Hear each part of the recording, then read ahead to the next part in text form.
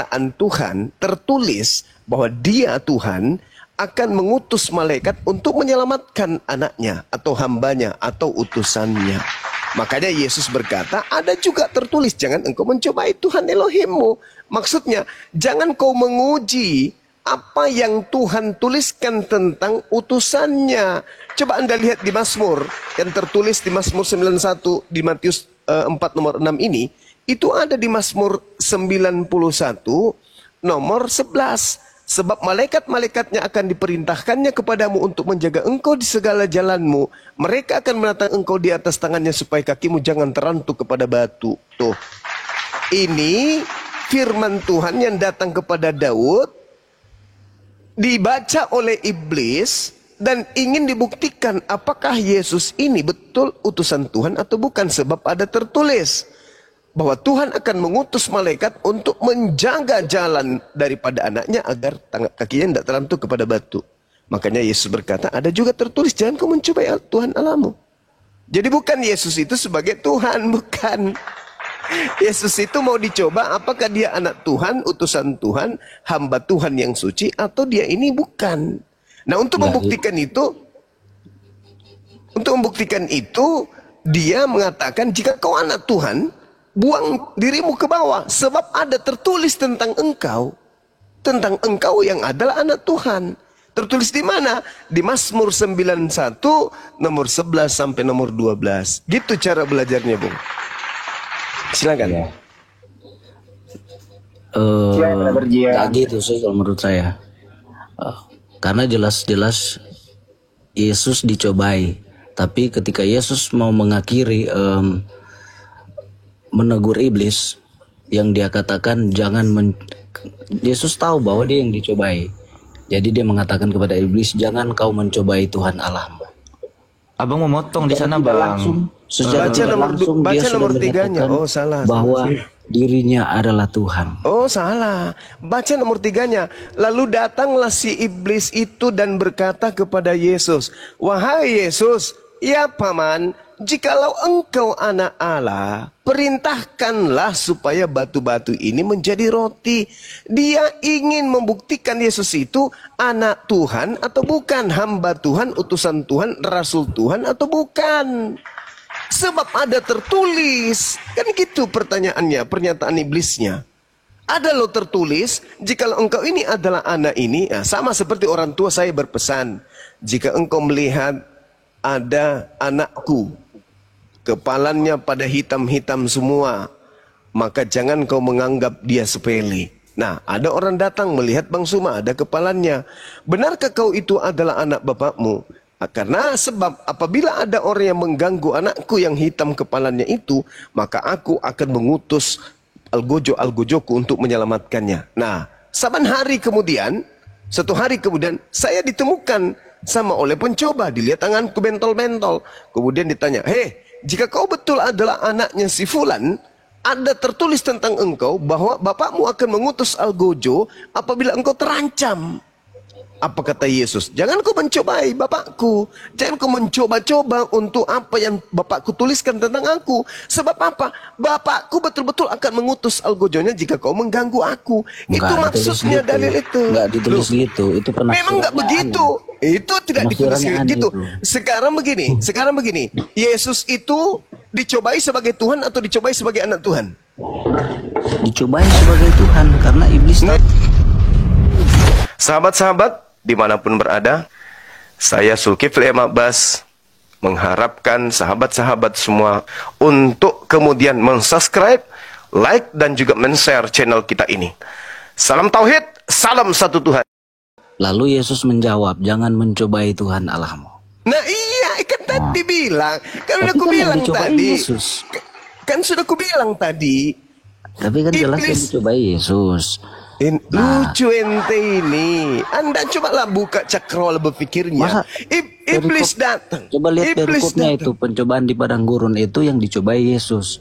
Yesus yang dicobai, tapi landasan untuk menguji dia, adalah seibarat ada lulusan sekolah yang mana sekolahnya itu disebut sebagai sekolah yang paling hebat di Nusantara ini. Itu lulusan dari sekolah itu kita coba yuk. Apakah betul sekolahnya itu adalah sekolah yang paling hebat? Begitu ditanya muridnya, 1 tambah 1 tambah 1 sama dengan berapa?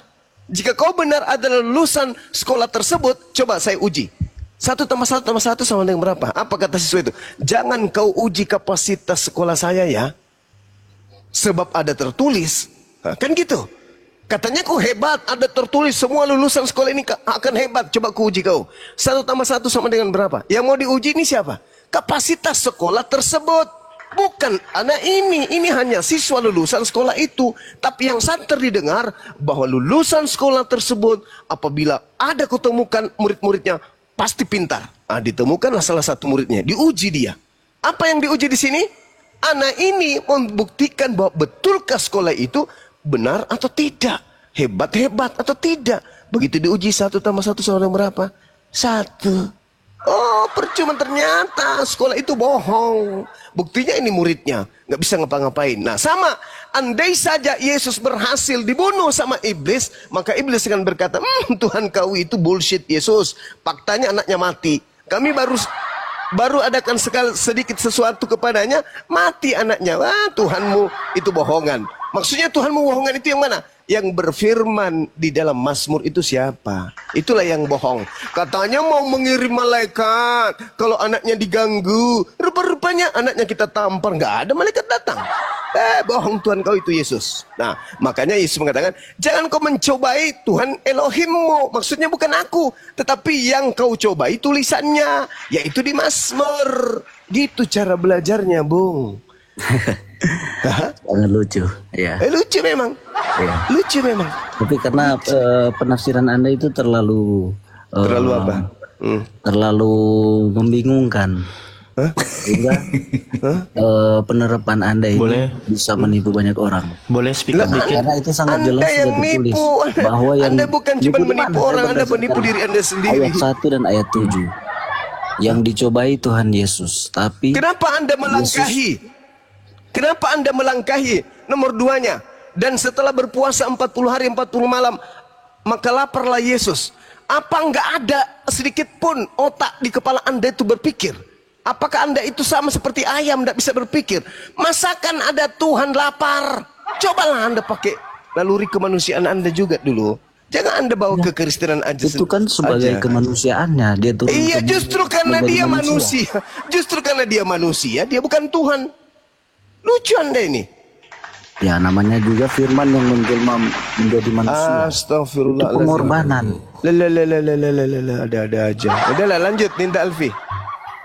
Ya. Intinya ada pada ayat 7 ya. Tidak ada bagi kamu yang bahlul. Abang penipu, Bang Nelgar. Abang penipu, serius. Penipunya Enggak, abang gimana? seriusan. Oke, pada saat abang minta saya bacakan dalil nomor 1, tiba-tiba loncat ke pagar nomor 7 nih. Abang nggak membaca, ada Karena tertulis. saya hanya mengambil garis merahnya saja. Iya, ini merah juga. Ada pula tertulis. Di sini Tuhan Anda itu mengutip, Bang, menukil firman. Dia bukan menyatakan diri, janganlah engkau mencobai Tuhan Allahmu. Bukan berarti janganlah engkau mencobai aku, tidak. Tetapi dia di sini pun juga membacakan firman, Bang. Iya. Sama seperti iblis. Intinya sama yang seperti dicobai di situ iblis. Yesus, dan Yesus menegaskan kepada iblis, jangan mencobai Tuhan Allahmu. Ya, di situ secara tidak langsung dia sudah menyatakan dirinya bahwa dia adalah Tuhan. Ini bagian Bunda Rahma. Poinnya ini, izin Gurunda. Poinnya silakan. ini, izin adik. Poinnya di sini ya, teman-teman, saudara Kristen. Ini poinnya ya. Cari host yang baik hati, pandai menabung. Host. Abang Kristen nih poinnya ya. Enyahlah iblis, sebab ada tertulis, engkau harus menyembah Tuhan Allahmu dan hanya kepada Dia. Ini dia, ini siapa? Iya, tapi ayat Dia sebelumnya sajalah kan engkau berbakti. Ini dia ini kata dia. Kalau ini untuk Yesus, harus dia berkata, hanya kepadaku sajalah engkau berbakti, hanya kepada Dia. Tuhan Allahmu ini dia ini. Bukan Yesus. Dia sebagai manusia wajar dia dicobai iblis. Tapi ini kata Yesus, hanya kepada Dia sajalah engkau berbakti. Ini dia ini. Siapa? Kalau ini untuk Yesus, pasti hanya kepadakulah engkau berbakti. Hanya kepadaku sajalah engkau berbakti. Ada kata dia, jadi poinnya ya Bang ya. Jadi coba lihat di ayat 11. Lalu iblis meninggalkan dia. Dianya itu juga berhuruf besar. Kan Yesus juga ini. Iya. Tapi ini di sini, kalau di sini Yesus Bang, harusnya Yesus berkata, karena Yesus ini kan yang ingin kau jadikan ini. Yesus berkata harusnya di sini, hanya kepadaku sajalah engkau berbakti. Ya. Yesus hanya kepada dia Ayat sajalah. 11. Artinya Lalu- Yesus itu bukan Allah, bukan Tuhan. Nih, Lalu iblis meninggalkan dia dan lihatlah malaikat-malaikat datang melayani Yesus. yang melayani Yesus. Iya. Ini Malaikat menurut kau melayani ini siapa Yesus. ini dia? Ini menurut kau siapa ini dia? Iya, nggak apa-apa. Melayani Yesus itu sama dilayani. dengan menyembah Tuhan. Engkau harus menyembah Tuhan. Ini dia, ini siapa? Dasar Merujuk iblis. kepada siapa ini dia, Bang? Ini merujuk kepada siapa dia? Tuhan. Ya, berarti ini Tuhan Allah, Iya. bukan Yesus. Ya kan? Tapi itu jelas di ayat 11. Lalu iblis meninggalkan Ini perkataan dia. tinta Dan merah, lihatlah, ini tinta merah ini. malaikat-malaikat Ini datang tinta melayani merah, Yesus. perkataan Yesus tinta merah ya Bang ya. Perkataan Yesus sendiri kau tolak. Kalau Yesus ini untuk Yesus dirinya, pasti dia berkata, hanya kepada aku sajalah engkau berbakti. Selalu Yesus berkata kepada dia. Yohanes 17:3 ya, hanya dia satu-satunya dia. Kalau dia itu merujuk kepada ini. Hanya Allah satu-satunya. Nah, lanjut Gurunda. Ya, kalau terkait dengan malaikat itu juga tertulis Yohanes 1:51. Di situ diceritakan Yesus berkata, "Aku berkata kepadamu, sesungguhnya engkau akan melihat langit terbuka dan malaikat-malaikat Allah turun naik kepada aku sebagai anak manusia." Biasanya itu. Dia kan nabi, dia kan rasul. Jadi Anda tidak berhasil membuktikan Yesus itu Tuhan. Nah, justru yang jadi permasalahan di sini adalah Tuhan tidak mungkin berbohong. Sedangkan Yesus melakukan sesuatu yang mencurigakan dan indikasinya kebohongan. Ketika Yesus berkata, "Enyahlah iblis, sebab ada tertulis, engkau harus menyembah Tuhan Allahmu dan hanya kepada Dia saja engkau berbakti." Itu tertulis di mana? Di mana itu tertulis? Sedangkan ketika iblis berkata, "Sebab ada tertulis, jikalau engkau adalah anak Allah, jatuhkanlah dirimu ke bawah, sebab ada tertulis mengenai engkau. Dia Tuhan akan memerintahkan malaikatnya untuk menantang engkau di tangannya agar kakimu tidak terantuk kepada batu." Dan itu betul-betul ada tertulis di Mazmur 91 nomor 11 nomor 12. Tapi ketika Yesus berkata, "Engkau harus menyembah Tuhanmu dan hanya kepada Tuhanmu saja engkau berbakti," itu tertulis di mana? Iblis mengatakan ada tertulis. Yesus juga mengatakan ada tertulis. Tetapi ada tertulis menurut iblis betul-betul ada. Tapi ada tertulis menurut Yesus, itu tertulis di mana? Di mana tertulis itu, Bang? Engkau harus menyembah Tuhan Elohimmu dan hanya kepada Dia sajalah engkau berbakti. Itu tertulis di mana? Miau. Siapa yang bohong, iblis atau Yesus ini? Yesus mengatakan ada tertulis. Ya. Iblis juga mengatakan ada tertulis. Ada tertulis berarti ada. Mazmur 91, 11, 12 terbukti ada. Nah, di mana tertulis engkau harus menyembah Tuhan Elohimmu dan hanya kepada Dia saja engkau berbakti? Itu tertulis di mana? Ya, ini kan bagian ceritanya kan tentang pencobaan. Iya betul, tapi siapa yang berbohong di sini antara Yesus dengan iblis? Maksudnya Yesus berbohong. Ya, enggak, karena dia mengatakan ada tertulis tapi enggak ada tertulis. Gimana dong? Iblis berkata ada tertulis, ada benar-benar ada tertulis. Nah, Ya. iblis tidak bohong di situ. Tapi Yesusnya mengatakan hanya kepada Dia sajalah engkau berbakti. Itu tertulis di mana? Itu sudah jelas tertulis di dalam kitab Matius.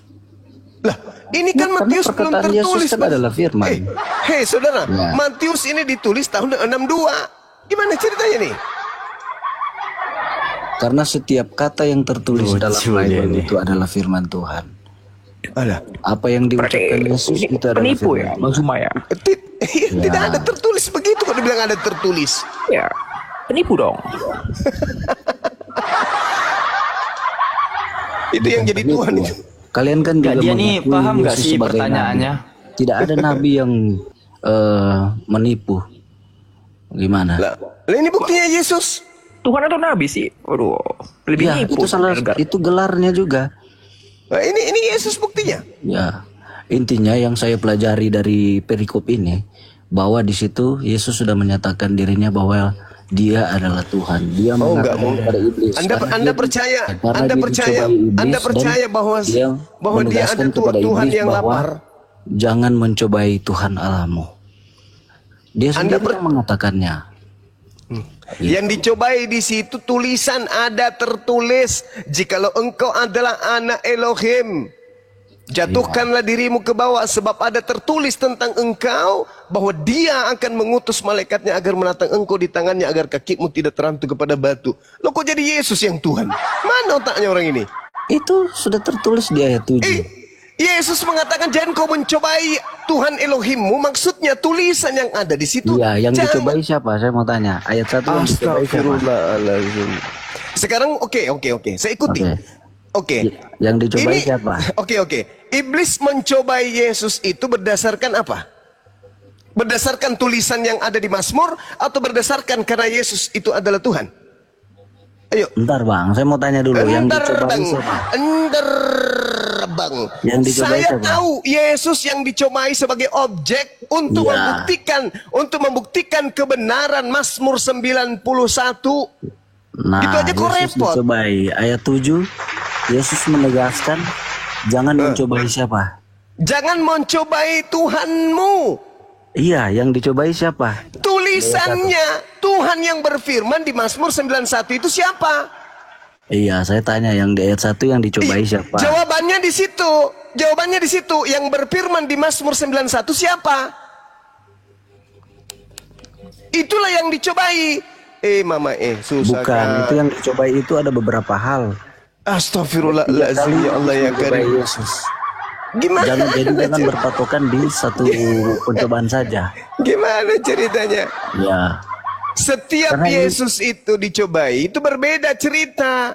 Berbeda cerita, Bung. Ketika Anda membawa Matius 4 ini, Yesus mau dicobai untuk membuktikan kebenaran Tuhan yang berkata di dalam Mazmur 91. Gerunda, Iya. Gerunda izin turun sebentar terus naik lagi. Gerunda kena lagi ini. Boleh. Izin. Mohon maaf. Makasih. Kena lagi ini. Ya, teman-teman di bawah di tap ya semuanya, di tap dan akun YouTube tuh juga di subscribe dari Itu Putri, Kian Santang. Ini Afi. Oke, terima kasih. Moderator tolong ya di jambak Gerunda moderator ya. Ya bingung gua, ini lebih tinggi mana antara iblis sama Tuhan kalau gitu? Kian Santang, kuasaku mana? Kenapa you copot itu? Yang satu copot ya berarti kepenuhan. Enggak. Ini Bang Nelgar ini bohongnya, dia mengabaikan kata-kata sebab ada tertulis gitu. Betul. Bang Nelgar, Ya. di butir ke-6 sebelum Anda lompat ke-7 tadi, di sini iblis berkata ya. Lalu berkata kepadanya, di sini iblis yang berkata, "Jika engkau anak Elohim, jatuhkanlah dirimu ke bawah. Sebab ada tertulis." Nah, di sini dia mencobai tulisan, Bang. Sebab ada tertulis, tanda kutip, mengenai engkau, mengenai Yesus. Ia akan memerintahkan malaikat-malaikatnya dan mereka akan menatang engkau di atas tangannya supaya kakimu jangan terantuk kepada batu. Iblis membacakan ini sebab ada tertulis di mana? Mazmur 91. Ya. Udah Nah, aman gitu, Bang. Gerunda.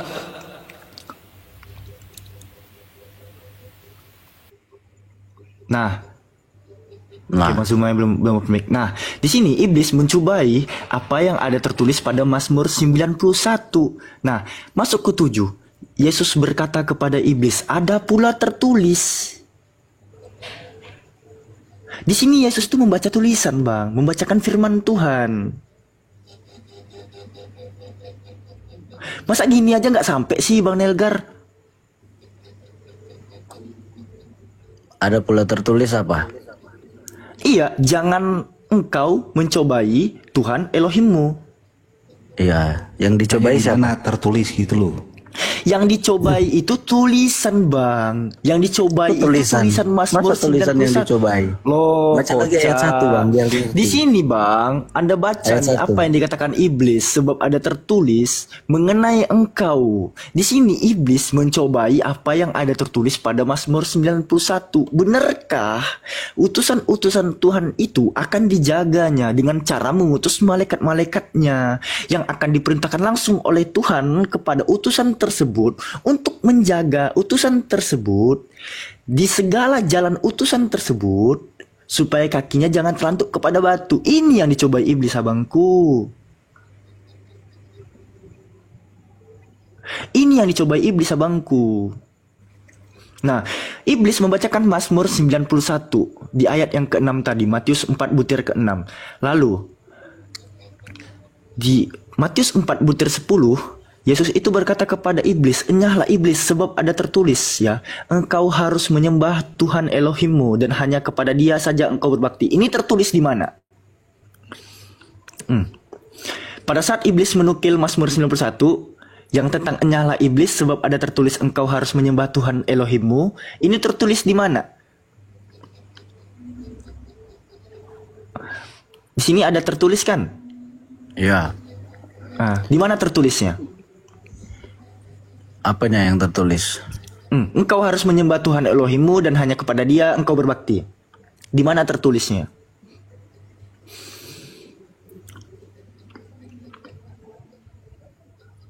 Mana? Itu di ayat berapa tuh? Bang, percobaan iblis itu dilakukan pada saat Yesus itu masih di bumi, bukan? Yesus itu masih di bumi pada abad 1 sampai abad ke-30 Masehi, sepakat? Ya. Sementara tulisan Matius ini menurut iman kekristenan itu baru dituliskan pada tahun 60 Masehi, abangku. Tanggal penulisannya itu tahun 60-an. Gak mungkin tulisannya itu. Ini agak kocak juga, Bang Nelgar ini. Vi, jadi si charger kodok Nokia ini itu Alfi tidak akan paham, dia tidak akan paham dengan bahasa Alfi yang akademik gitu. Jadi si baling-baling kapal tongkang ini harus secara dasar saja tuh menjelaskannya Vi agar dia paham itu. Karena keterbatasan kuota sebenarnya. Nggak, ini Bang Nelgar ini lucu nih. Mana duluan, Bang? Yesus yang mengucapkan perkataan yang barusan terjadi di Matius 4 atau Matius duluan yang menulis nih? Perkataan yang lebih dulu. Ya udah, pada saat Yesua itu menyatakan ya di dalam Matius 4 tadi, sebab ada tertulis, itu tertulis di mana? Sementara Matius itu belum menulis. Sebab ada tertulis engkau harus menyembah Tuhan Elohimmu dan hanya kepada Dia saja engkau berbakti. Ini tertulis di mana? Di Mazmur. Kok di Mazmur? Mana? Mazmur berapa? Adalah, saya pernah baca. Kok gitu cara? Aduh, memang butuh ini kita kawan-kawannya. Saya kan sudah bilang di awal kan, saya pemula. Cuman saya bisa berdasarkan keyakinan saya bahwa Yesus biar menyatakan dirinya sebagai Tuhan dengan perikop yang jelas berada di iklan dulu ya. Kita iklan dulu teman-teman biar suasananya mencair. Silakan Bang Kaisar. Assalamualaikum warahmatullahi wabarakatuh. Waalaikumsalam warahmatullahi wabarakatuh. Waalaikumsalam warahmatullahi wabarakatuh. Calon mayat. Bang Nelgar, kalau nggak ada tertulis di mana-mana, abang cari aja di majalah Aneka Yes, gitu loh, ya. Kalau nggak ada yang tertulis, gitu. Baik teman-temanku, sahabatku yang di bawah, sudah jelas aku rindu di dengan kalian semua ya. ayat 1 sama ayat 7 itu. Bang Nelgar, tunggu sebentar Bang, kasih waktu saya 2 menit saja Bang ya. Oke, terima kasih Bang Nelgar. Bismillahirrahmanirrahim. Untuk teman-teman viewer di bawah yang sangat baik ataupun pura-pura baik serta manusia yang Bang Kaisar bentar izin bentar. Ini siapa yang mau gantian ya? Soalnya ada Pak Pendeta ini udah mau naik, Pendeta Leonard. Gantian satu ya teman-teman ya. Gantian satu. Saya nanti turun habis kita kasih paham dulu. Gak apa-apa, Alfi aja. Gak apa-apa, Afi di atas saja, gak apa-apa. Aku aja nanti, abang aja naik ya. Kita ulang ya. Bismillahirrahmanirrahim. Untuk teman-teman viewer di bawah yang baik ataupun yang pura-pura baik serta manusia yang beriman juga manusia yang mencari keimanan.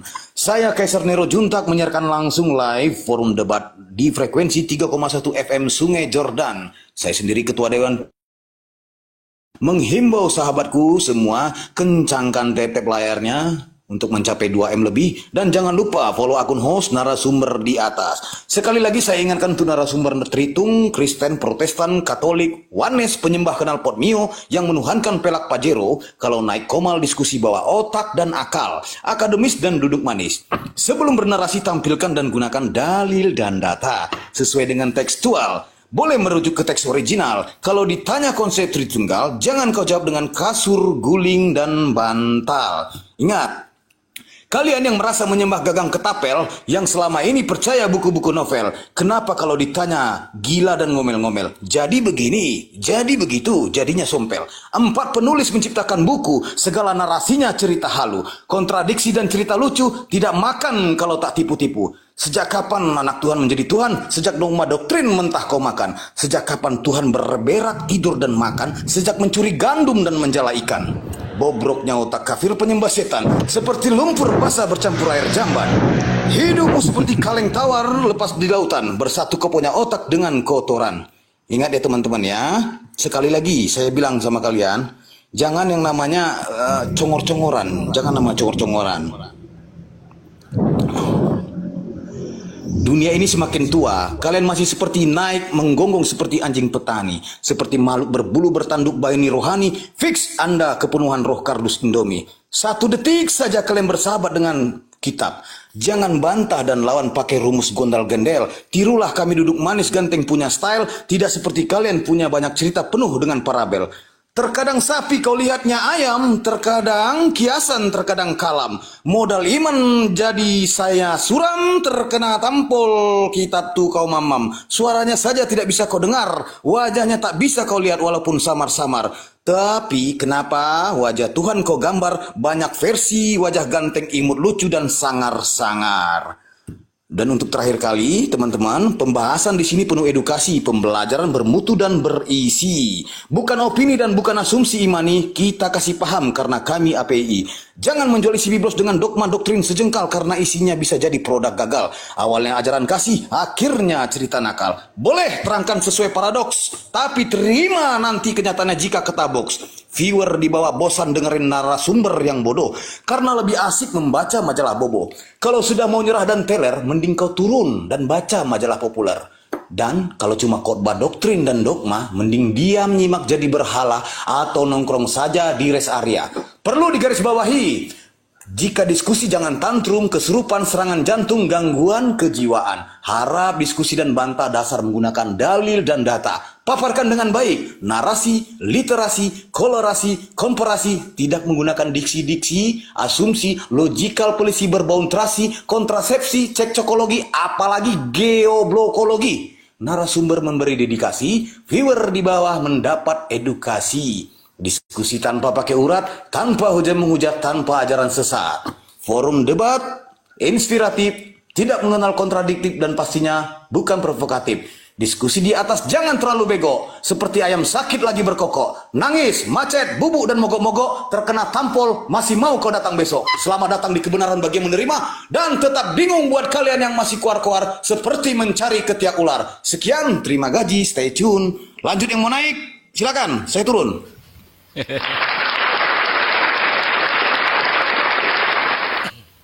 Ya, Bang Leonard, selamat malam, Bang. Bang Leonard, selamat malam. Bang Leo,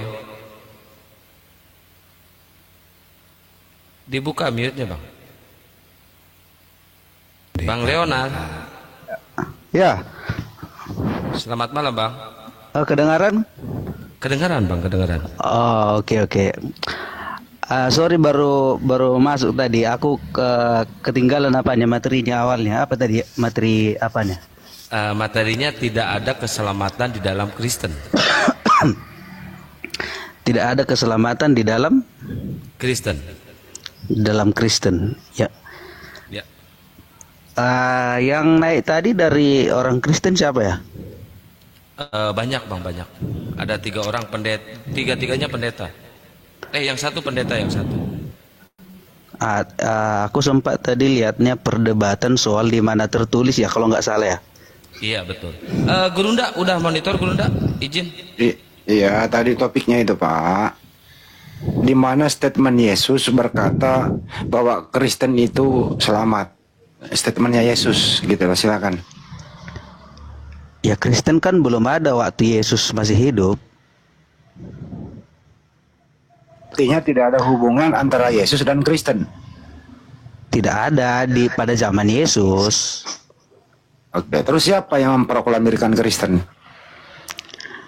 Enggak, aku mau bahas konteks yang sudah ya, inilah topiknya, Pak. Inilah topiknya, silakan dibahas. Yang sedang ku komen tadi. Ya, silakan. Inilah topiknya, Pak Pendeta, silakan.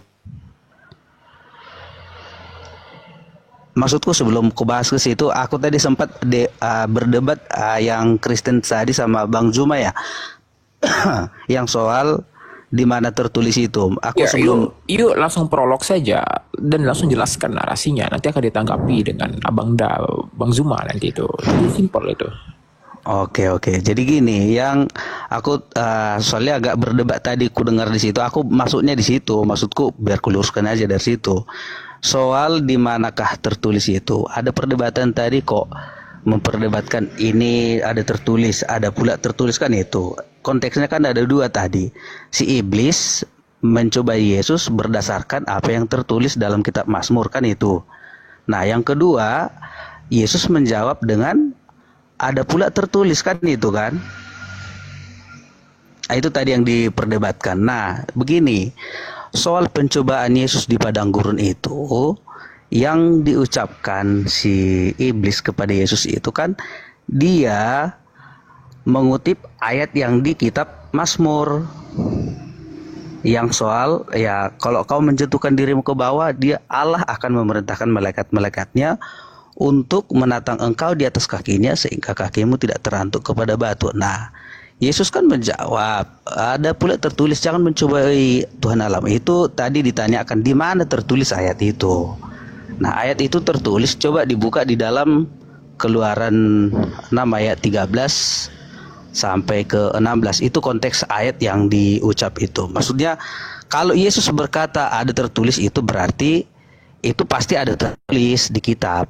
Bang, saya potong. Ini kejadian beneran atau hanya kutipan? Kejadian beneran atau kutipan? Keluaran. Baca kitab Keluaran 6 ayat Ini kejadian 13. beneran, dengerin Bang. Kejadian beneran Yesus dicobai iblis atau hanya cerita Yesus mengutip kejadian yang sudah terjadi? Maksudnya gimana ini? Yesus betul dicobai atau enggak gitu maksudnya? Iya. Ya Yesus betul-betul dicobailah di padang gurun. Ya kalau begitu dia nggak mengutip. Karena terjadi beneran sama dirinya kan gitu. Izin deh. Iya. Oke, lanjut. Ya kan. Pak Leonardo, izin sebelum masuk ke Bang Zuma. Abang tadi mengutip katanya, mohon maaf, kitab apa tadi? Kitab Keluaran. Salah Pak, Ulangan 6/13. Ulangan. Enggak. Ini kebohongan. Bisa saya buktikan. Coba Mohon maaf buktikan. ya. Oke. Gak apa-apa ya, sebelum masuk ke Bang Zuma, mohon maaf nih Alfi mengambil andil karena Alfi pula yang mengangkat tadi kutipan ini. Bantu lagi Bang Zombie atau siapapun moderator, izin. Ini tampaknya harus diluruskan.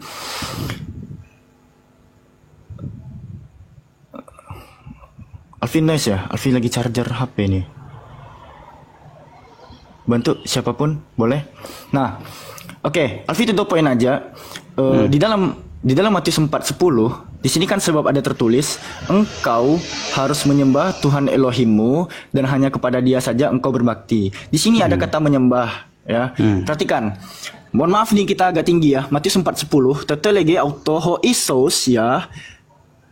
Gepage satana ye gerap taigar kurion ton teon so proskuneses. Di sini ada kata worship, penyembahan. Engkau harus menyembah Tuhan Elohimmu katanya. Di sini ada kata menyembah. Sementara kalau Bapak membuka Ulangan 6:13, engkau harus takut kepada Tuhan Elohimmu dan kepada Dia saja engkau harus beribadah dan demi namanya haruslah engkau bersumpah. Di sini ada kata beribadah atau menyembah.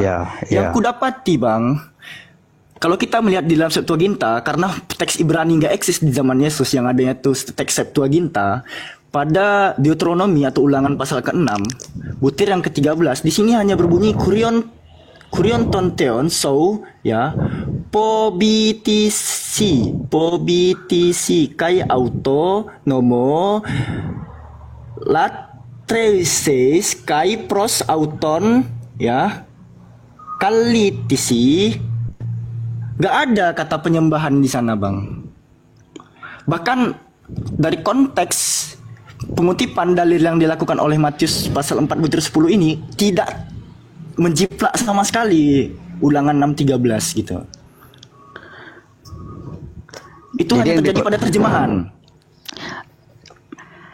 Yang mau kau bahas itu esensi atau transkrip? Loh, ini kan main kutipan-kutipan. Kita bukan transkrip, enggak. Saya enggak mengkritisi transkripnya, tidak. Tapi apa yang ada tertulis, contoh, apa yang dikutip oleh iblis pada ayat yang ke-6-nya. Iblis mengatakan yang soal di Mazmur ya. Soal di Mazmur, benar. Di Mazmur memang kutipan tersebut ada. Nah, pada saat Yesua mengutip di ayat yang ke-10-nya gitu. Engkau harus menyembah Tuhan Elohimmu dan hanya kepada Dia saja engkau berbakti. Kalau ini dikatakan menukil dari Ulangan pasal 6 butir 13, itu hanya terjadi pada terjemahan. Pada faktanya, apa yang disebut sebagai menyembah atau proskuneis, ya, proskuneises, itu tidak terdapat pada teks Septuaginta yang ada pada Ulangan pasal ke-6 butir ke-13. Tidak ada perintah penyembahan di sana. Mungkin ini hanya narasi dari Alfi, bisa dilanjutkan dengan Bang Zuma sebagai pembukaan dari Alfi bahwa room ini tampaknya akan cukup berat kepada Bang Leonardo. Ya, silakan Alfi, kembalikan ke host. Silakan Dinda, yuk Pak. Udah balik kah? Banjuma. Menjauh kayaknya Banjuma ya. Ya, sorry saya tidak dengar tadi. Ada apa ini? Mengenai Yesus dicobai iblis masih itu. Silakan. Masih itu? Ya. Iya kan tadi sudah dijelaskan di Yakobus 1, Tuhan tidak dicobai. Nah, sedangkan Yesus di situ dicobai sebagai utusan Tuhan dan klaim bahwa dia adalah anak Tuhan, maka iblis datang untuk mencobai apakah betul dia anak Tuhan atau bukan. Kan gitu poinnya. Karena iblis mengutip Mazmur 91 dan ternyata Yesus terbukti adalah anak Tuhan. Iya. Begitu. Nah, terus masalahnya di mana, Bang? Masalah apa ini? Ya, Yesus dicobai itu bukti bahwa dia bukan Tuhan. Dan bagaimana mungkin Yesus itu Tuhan sedangkan dia manusia gitu loh.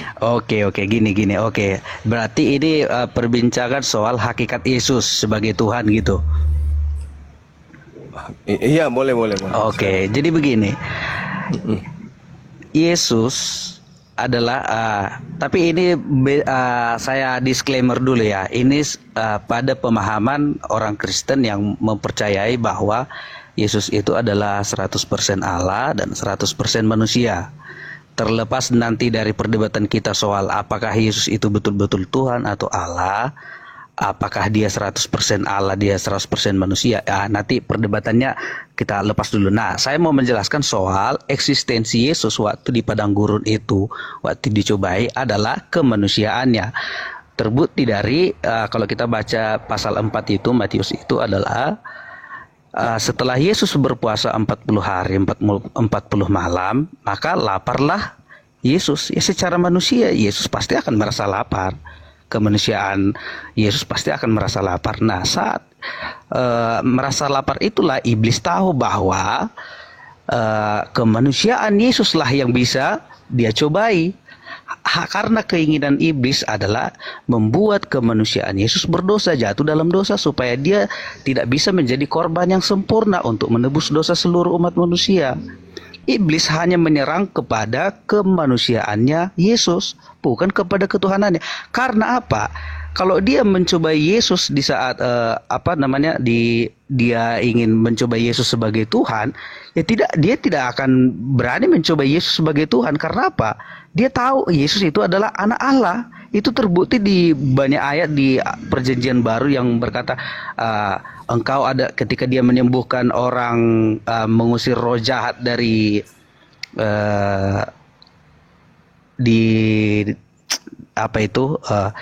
Iblis berkata apa? Jangan siksa kami, hai anak Allah yang maha tinggi sebelum waktunya. Kan iblis berkata begitu. Nah, kalau kepada kita mengacu sekarang kepada kemanusiaan Yesus, iblis hanya ingin menjatuhkan kemanusiaan Yesus supaya apa? Supaya Yesus tidak bisa menjadi korban yang sempurna. Pak Pendeta Muda, mohon waktunya dibagi ya, Pak Pendeta Muda. Oke, aku sampaikan 2 menit. Pada konteks pencobaan Yesus ya, tujuan iblis sebenarnya mencoba Yesus adalah supaya Yesus mau menuruti perkataan iblis, yaitu dia sebagai manusia jatuh ke dalam dosa. Tujuan iblis adalah supaya Yesus tidak bisa menjadi korban yang sempurna nantinya di atas kayu salib. Karena apa? Kalau sudah kemanusiaan Yesus berdosa, dia tidak akan bisa lagi menjadi korban yang sempurna di atas kayu salib untuk menjadi penebus dosa bagi manusia, untuk dosa seluruh umat manusia. Itu tidak akan bisa, karena korban yang sempurna itu, yang harus disalibkan itu adalah korban yang sempurna, tak bercacat, tak bercela, tak berdosa. Baik. Sama seperti pada waktu perjanjian lama, yaitu ada korban penghapusan dosa harus melalui darah dan nyawa atau seekor domba atau kambing yang tidak bercacat, itu harus diperiksa oleh imam. Ya, baik, jadi kita itu harus sempurna ya, itu rujukannya ya silakan. Baik. Silakan Guru Nda ditanggapi. Iya. Jadi Anda mencoba untuk menarasikan sebuah doktrin bahwasanya iblis mencoba Yesus karena pada saat itu Yesus lagi dalam kondisi bukan Tuhan.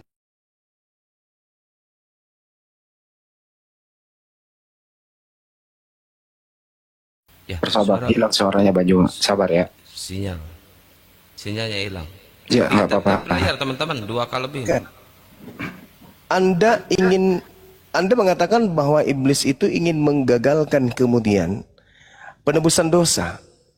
Padahal itu nggak ada hubungannya. Ya, lagi-lagi doktrin Kristen. Saya maklum, saya berdiskusi dengan orang Kristen. Itu yang kedua. Kemudian yang ketiga, ketika Anda mengatakan supaya Yesus itu kemudian tidak menjadi korban tebusan dosa, maka Yesus harus berdosa. Tapi Anda lupa, di dalam konsep agama Yahudi, Keluaran 23, Keluaran 20 dan seterusnya, Keluaran 23, 20 ini menjelaskan tidak boleh berbohong. Kapan berbohong maka berdosa. Dengan Anda menarasikan kemudian Matius 4, di situ Yesus sudah berdosa karena mengatakan ada tertulis, jangan engkau mencobai Tuhan Elohimmu, sebab kepada dia saja engkau berbakti. Ada tertulis katanya. Dengan tidak adanya tertulis, berarti Yesus telah berdosa karena dia berbohong. Gagal dia menjadi calon penebus karena dia sudah berdusta. Dia sudah ternoda oleh dosa. Gitu saudara, silakan. Jadi yang saudara tangkap tadi di kitab Keluaran itu yang ulangan, yang di Ulangan itu adalah firman yang dikutip oleh Yesus, seperti ada tertulis kan kata Yesus begitu. Jadi oke lah, saya saudara bilang tadi doktrin kekristenan. Sebenarnya bukan doktrin kekristenan. Kita mengacu kepada apa yang disampaikan Yesus soal ada tertulis. Itu memang tertulis. Terlepas tadi ada si saudara Alvin ya yang menampilkan tadi di ayat soal dari ayat yang yang tertulis di kitab Septuaginta itu. Nah, begini, esensi daripada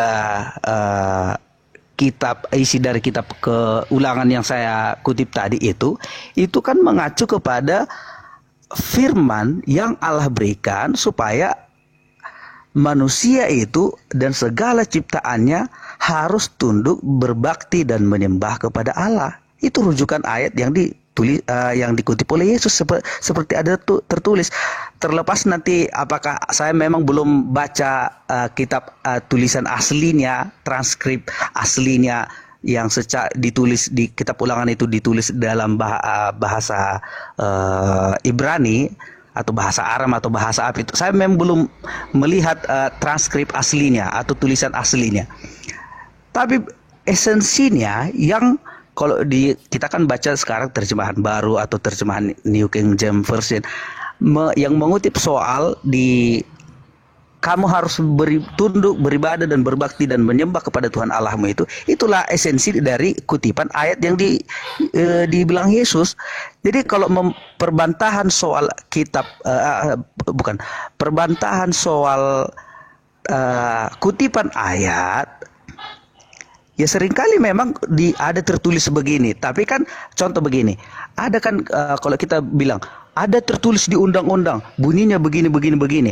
Tapi kan kita tidak harus secara detail mengatakan butir-butirnya ayatnya, kata-katanya. Tapi esensi dari isi apa yang kita kutip. Contoh, kalau kita berdebat kepada pemerintah soal kemiskinan, di undang-undang ada tertulis bahwa pemerintah harus mengasih makan atau memelihara fakir miskin dan anak-anak terlantar. Begitu. Saya Itu rasa kan terlalu panjang itu. Kalau tidak tertulis ya sudah gitu loh. Langsung. Iya, saya mau menjelaskan yang tertulis itu kan yang saudara tuntut berarti adalah harus itu yang tertulis, harus itu yang diucapkan, kan itu maksudnya. Yang dikutip Yesus kan maksud saudara harus apa yang diucapkan Yesus itu yang harus tertulis di kitab. Kan itu maksud saudara kan? Enggak. Jangan sampai host bertanya umur kepada saya itu. Ya, Jadi silakan gini. ditanggapi Guru Nda, ya. Iya, gini saudara, Anda mengatakan bahwa iblis mau supaya Yesus itu gagal menjadi calon penebus dosa manusia. Itu doktrin. Itu doktrin itu. Karena tidak ada Tuhannya Yahudi mengajarkan nebus dosa menggunakan manusia. Itu dewa Molok itu yang menebus dosa dengan menggunakan anak manusia. Itu nggak ada. Itu. Sabar dulu. Sabar. Kemudian Yesus berkata, sebab ada tertulis, engkau harus menyembah Tuhan Elohimmu dan hanya kepada Dia saja engkau berbakti. Ada tertulis, kata Yesus. Tapi ternyata nggak ada tertulis. Berarti Yesus ini pembohong. Dengan dia berbohong, maka dia berdosa. Gagal dia sebagai calon korban karena dia sudah ternodai dengan kebohongannya itu, kebohongan dia tersendiri. Itu jelas itu. Karena dia mengatakan ada tertulis, engkau harus menyembah Tuhan Elohimmu dan hanya kepada Dia sajalah engkau berbakti. Tapi ternyata tidak ada tertulis, maka jelas Yesus ini adalah pembohong besar. Gagal dia. Percuma dia mati di atas pohon. Coba silakan.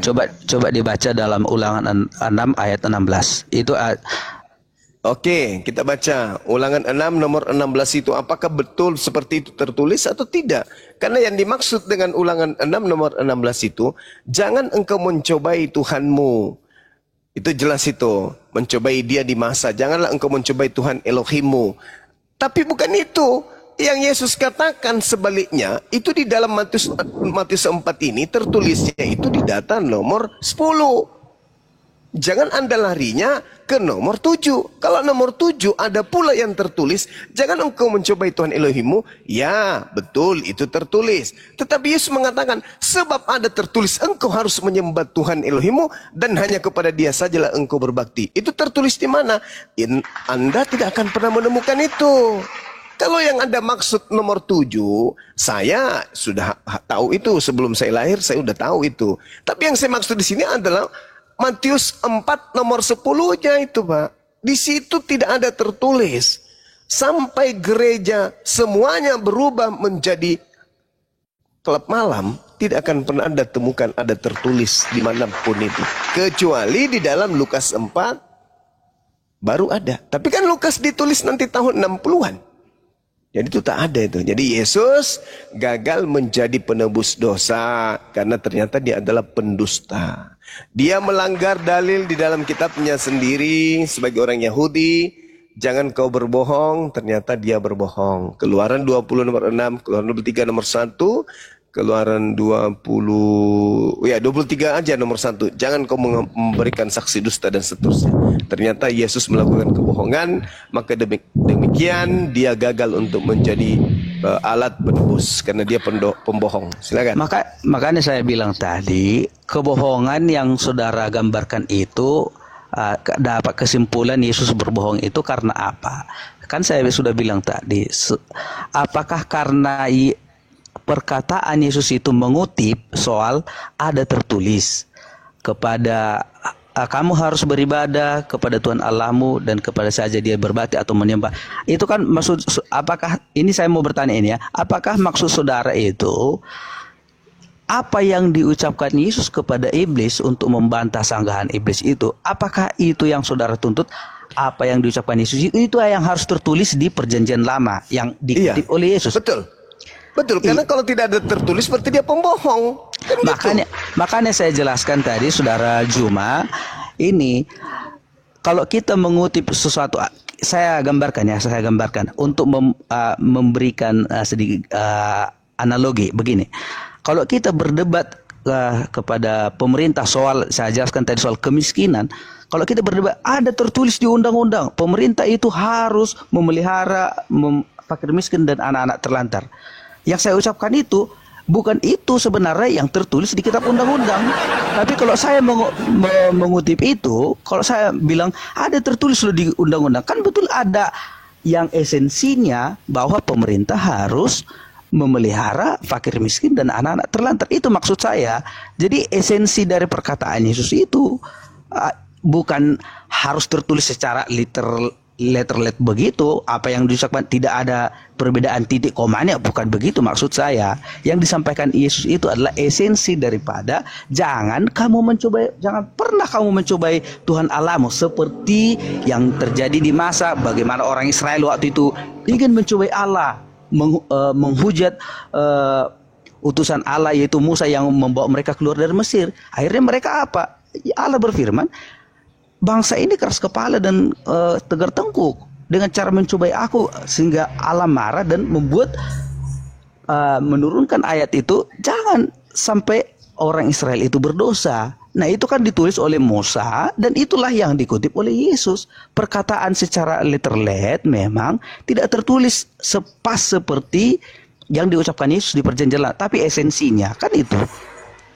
Nah sekarang ada tertulis atau tidak ada tertulis, Bang?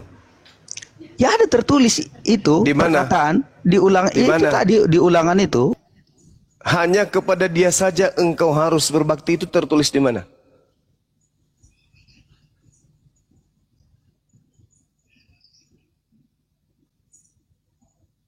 Tenggelam. Satu perangkat kayaknya nih.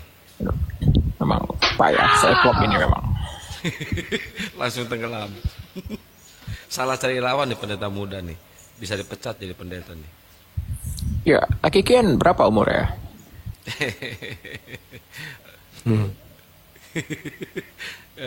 Besok dipecat loh pendeta. Salah cari lawan ya. Pak pendeta muda, kalau butuh ayat tinggal ngomong aja, nanti kita cariin Pak pendeta.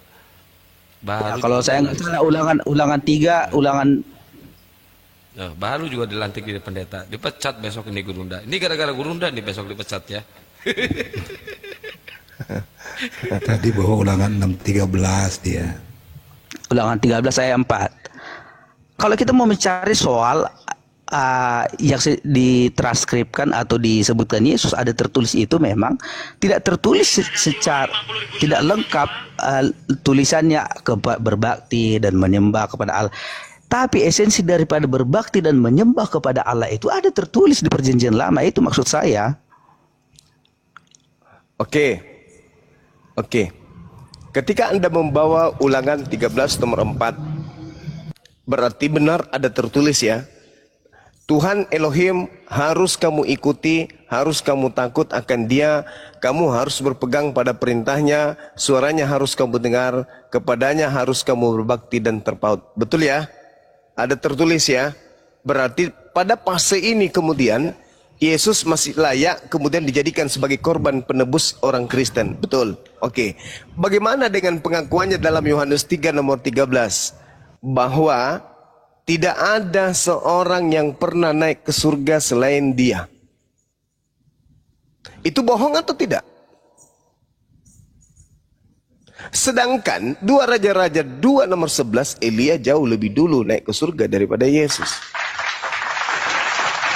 Jadi percuma aja Bang. Tidak ada kemudian ya tempat Anda bersembunyi dengan menjadikan Yesus sebagai korban penebus dosa-dosa saudara karena dia adalah orang suci, ternyata dia ternoda dengan kebohongannya sendiri. Tak bisa kemana-mana. Oke, yang di Raja-Raja tadi saudara mengutip soal Elia yang lebih dulu naik ke surga gitu. Iya, betul. Sebenarnya bukan Elia yang pertama sekali naik ke surga. Lalu siapa? Ada Enok di zaman di itu kejadian Anda juga. membantu saya berarti. Semakin nyatalah kebohongan Yesus berarti kan? Tapi coba gini loh. Saya sudah bilang tadi, saudara boleh bilang ini doktrinisasi Kristen atau kristenisasi, pemahaman doktrin Kristen. Pada pemahaman yang saya bilang Yesus itu adalah Allah 100% dan Tuhan manusia 100%. Yesus pun berkata kepada orang-orang Farisi dan ahli Taurat di Perjanjian Baru, dia berkata kepada orang Farisi, aku sudah ada sebelum Musa ada, sebelum dunia ada, aku sudah ada. Abraham bang, bukan Musa. Sebelum Abraham, iyalah, sebelum Abraham, sebelum Musa, sebelum siapa ada, itu kan Yesus sudah ada. Yesus mengakui itu.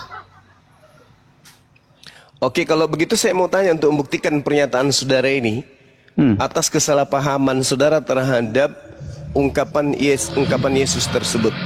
Menurut saudara, tua mana Yesus dengan Maria, ibunya? Secara manusia itu Maria lah. Hah? Ya, jadi manusia batiniah Yesus kan ya pasti lebih tua lah mamanya. Gimana sih? Lebih tua Maria daripada Yesus. Jadi ungkapan bahwa dia lebih tua, lebih duluan ada daripada Abraham ada, itu maksudnya ketuhanannya atau apa? Ya, Yesus sebagai Tuhan. Oke, baik. Bagaimana dengan Efesus 1 nomor 4 nomor 5? Sebab di dalam dia Tuhan telah memilih kita sebelum dunia dijadikan. Berarti kita sudah ada sebelum dunia.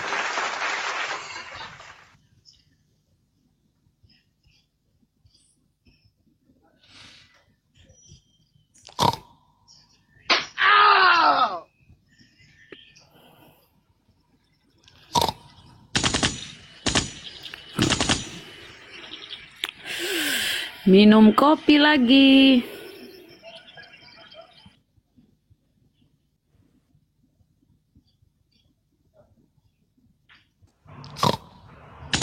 Gimana bang? Ya? Bagaimana? Apa yang gimana? Kan sudah saya bilang.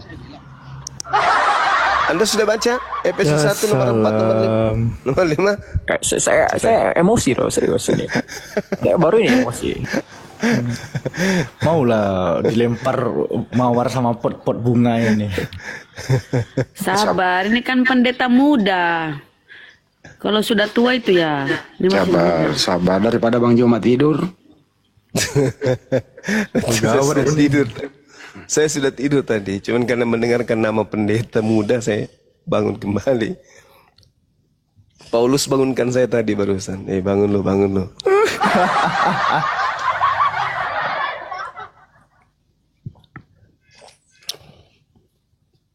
Sebenarnya pendeta ini tidur paman.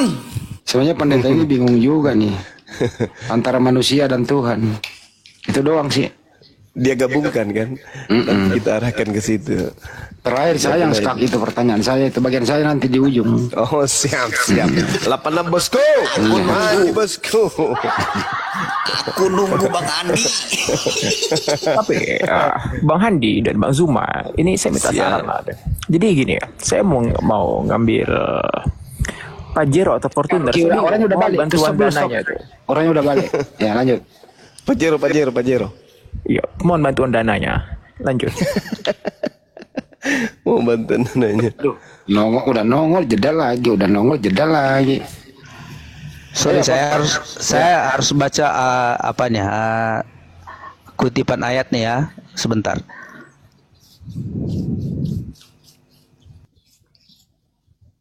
Masa pendeta HP-nya cuma satu? Bunda jangan gitu. Nanti Pak Alpi bantuin aja Alpi nanti. Minta dibacain apa. Ya udah Alfi bantuin. Kalau ada yang bisa apa? Bisa. Nah, Alfi kan tadi open cam tuh. Gak apa-apa, Alfi bantu aja. kami ini muslim baik Pak gitu. Belum Ya, banyak terima kasih lah pertumbuhan kalian. pendeta. Kalian muslim tapi baca Alkitab. Puji Tuhan itu. Zalikal kitabul la raiba fih, itu dikatakan di Al-Qur'an. Jadi kalau baca Alkitab kami baca Quran tuh artinya. Oh, ya tidak apa-apa. Yang penting tidak kalian hina Alkitab itu bukan sebagai kitab suci. Iya, ini kitab sucinya orang Kristen. Iya, maksudnya dianggap orang Kristen. Ya semoga lah kalian anggap juga sebagai Efesus 1 ayat Efesus 1 ayat 3 dulu, ayat 3 sampai yang kelima coba. Oke, 3. Di sini dikatakan, terpujilah Elohim dan Bapa Tuhan kita Yeshua HaMashiach yang dalam Kristus telah mengadakan kepada kita segala berkat rohani di dalam sorga. Lanjutan 4-nya, sebab di dalam Dia Elohim telah memilih kita sebab dunia dijadikan supaya kita kudus dan tak bercacat di hadapannya. Lalu kelima, dalam kasih Ia telah menentukan kita dari semula oleh Yesus HaMashiach untuk menjadi anak-anaknya sesuai dengan kerelaan kehendaknya. Kehendak Yesus apa kehendak Elohim? Lanjut. Silakan. Nah, yang ditanyakan Bang Juma tadi kan, saya lupa tadi. Apakah Bang Juma tadi ingin menanyakan berarti kita sudah ada sebelum dunia dijadikan, kan gitu ya Bang Juma ya? Iya, betul. Berdasarkan Ya. Efesus tadi. Nah, begini. Kan Paulus menuliskan surat ini kepada jemaat di Efesus, menjelaskan kepada umat di Efesus bahwa dalam kasih Ia telah menentukan kita, yaitu Paulus dan jemaat yang di Efesus dan kita semua oleh Yesus Kristus untuk menjadi anak-anaknya. Mana ini? Kok apa ya? Apa itu Bang? Apa yang Anda ingin jajakan di situ? Oh, Abang masih pakai layarnya ya? Silakan, maaf. Oke. Sesuai dengan kerelaan kehendaknya, Ia menetapkan kita dari semula untuk diangkat menjadi anak-anaknya melalui Kristus Yesus sesuai dengan kesukaan kehendaknya yang dengan kasih-Nya telah mentakdirkan kita untuk menjadi, ini terjemahan apa ini? Terjemahan baru ya? Iya, tahun 74. Bapak pakai yang mana? TB2 ya? Mau TB2? Kalau TB2 ada juga saya. Yang mana? Saya maklumi kok, beda terjemahan, beda isi. Bentar. Cumananya Ini nggak kebayang gimana jemaahnya ini. Kalau ada lagi bingung, jemaahnya nungguin gitu kan. Bentar, cari ayatnya dulu gitu. Jemaahnya nunggu gitu. enggak, kita pakai terjemahan bebas. Mau 74 boleh, tahun 2023 boleh, tahun 54 saya tampilkan juga. Bebas. Saya maklumi kok. Iya. Jadi, oke, saya sampaikanlah isinya. Intinya. Silakan. Begini, itu kan disampaikan oleh Rasul Paulus kepada jemaat di Efesus untuk meyakinkan orang atau jemaat di Efesus soal kita ini adalah umat pilihan yang dipilih dari semula. Nah, begini, saya akan melebar sedikit soal bagaimana manusia itu dipilih Allah dari semula di dalam Kristus Yesus. Itu terkait juga soal bagaimana seseorang bisa percaya kepada Yesus atau mau percaya kepada Yesus. Karena apa? Itu sudah ditentukan dari semula. Contoh begini, kalau saya bilang nanti saudara Bang Juma atau siapa ini, Rocky Gerung atau Kaisar atau semua kita yang ada di forum ini, saudara akan berdebat sama saya. Jadi apakah saya termasuk orang yang dipilih? Ada mungkin nanti pertanyaan begitu. Nah, saya mau jelaskan sebelum saudara menanyakan pertanyaan itu. Ya, betul. Saudara semua dipilih di dalam Kristus Yesus sejak dari semula.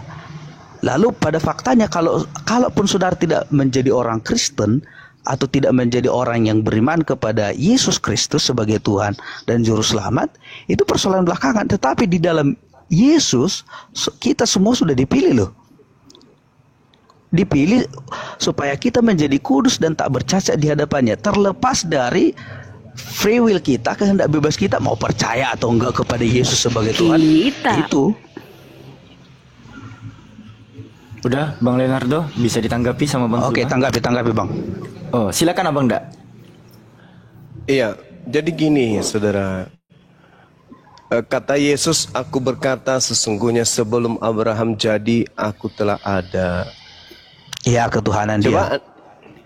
itu bukan masalah ketuhanan, itu masalah ajaran. Ajaran Yesus itu sudah ada sebelum Abraham ada, yaitu bahwa Tuhan yang diperkenalkan oleh Yesus itu sudah ada dari sebelumnya. Karena kalau Anda menjadikan itu sebagai landasan bahwa dia itu adalah Tuhan, berarti Salomo dan kita semua ini juga adalah Tuhan. Karena diterangkan di dalam Pengkhotbah 3 nomor 15, yang sekarang ada dulu sudah ada, dan yang akan ada sudah lama ada, dan Allah mencari yang sudah lalu. Itu yang pertama. Yang kedua yang Efesus 1 nomor 4 dan nomor 5 tadi. Yang ketiga, Amsal 8 jelas sekali di situ Salomo berkata, aku ada sebelum langit digariskan. Berarti Yesus tidak ada papanya, dia ada sebelum Abraham. Salomo mengatakan, aku ada sebelum langit digariskan. Berarti Salomo lebih hebat. Kalau itu Anda jadikan, tapi apakah orang-orang ini Tuhan? Tidak.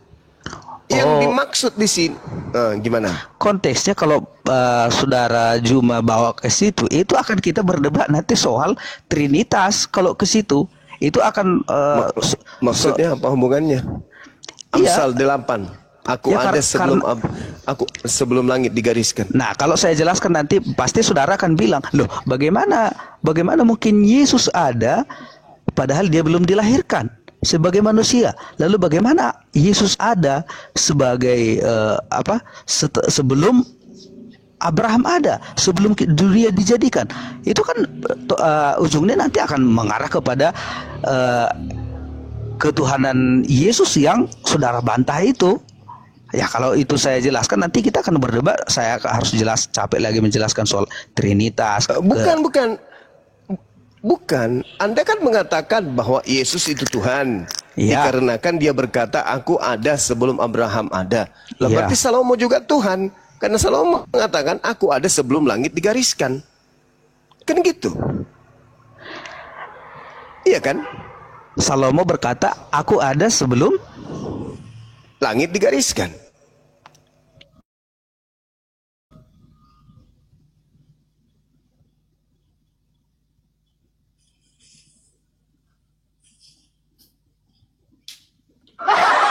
Oh, dia kaget, dia nggak tahu, baru tahu.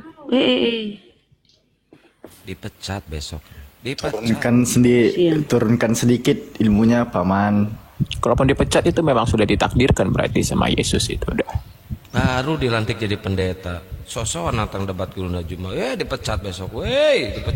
Dipecat besok.